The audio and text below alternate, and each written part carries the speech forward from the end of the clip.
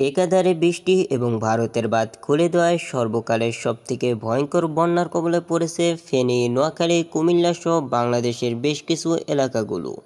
বন্যার পানিতে ডুবে গেছে ঘরবাড়ি, শেষ হয়ে গেছে গরুর ফার্মের গরু, চাষের মাছ।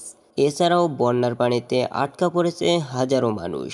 বাংলাদেশের এই ভয়ঙ্কর পরিস্থিতি নিয়ে হাসি তামাশা করছে ভারতের কিছু মিডিয়া বা সংবাদ মাধ্যম।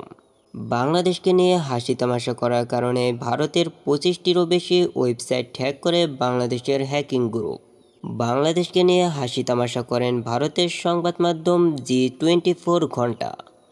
বাংলাদেশের পরিস্থিতি নিয়ে তারা তাদের সংবাদের হেডলাইনে লেখেন, ভারত ছাড়ল জল, হাবুডুবু খেতে খেতে বাংলাদেশের কাতর আর্জি। ভারতের এই সংবাদ দেখে অনেকেই বলছেন ভারত ইচ্ছে করেই পানি ছেড়েছে। আর ভারতের এই সমস্ত সংবাদ প্রকাশ করার কারণে তাদের ওয়েবসাইট হ্যাক করে বাংলাদেশের হ্যাকিং গ্রুপ সাইবার কমিটি। তাদের ওয়েবসাইটগুলো হ্যাক করে তারা লিখে দেয় বাংলাদেশের পরিস্থিতি নিয়ে হাসি তামাশা করার কারণে এই ওয়েবসাইটটি হ্যাক করা হয়েছে। তারা আরও লিখে দিয়েছেন, এরপরে আরও নোংরা কিছু করলে পুরো মিডিয়া সহ আপনাদের সংবাদ মাধ্যম বাতিল করে দিব। এরপরে জি মিডিয়া কর্পোরেশনের ওয়েবসাইট হ্যাক করেন বাংলাদেশের হ্যাকাররা।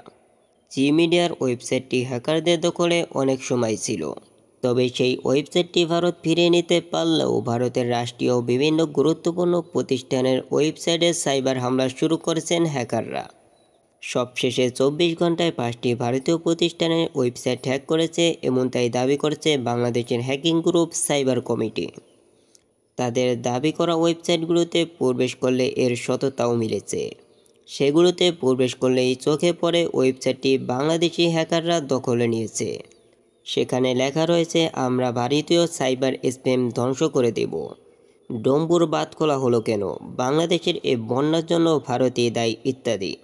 এরপরে আরও খোঁজ নিলে জানা যায় 21শে আগস্ট থেকে এই পর্যন্ত ভারতের অন্তত 15টি ওয়েবসাইট হ্যাক করেছে Bangladeshi hacker group cyber community, যার মধ্যে রয়েছে ভারতীয় পুলিশ, সেনাবাহিনীর সবচেয়ে বড় পেমেন্ট গেটওয়ে ভারতের ইন্দো তিব্বত সীমান্ত পুলিশ, দিল্লি মিউনিসিপাল কাউন্সিলের ওয়েবসাইট। এছাড়াও এয়ারলাইন্স ব্যবসা প্রতিষ্ঠানের ওয়েবসাইটগুলো ডাউনলোড করে দিয়েছেন বাংলাদেশের হ্যাকাররা।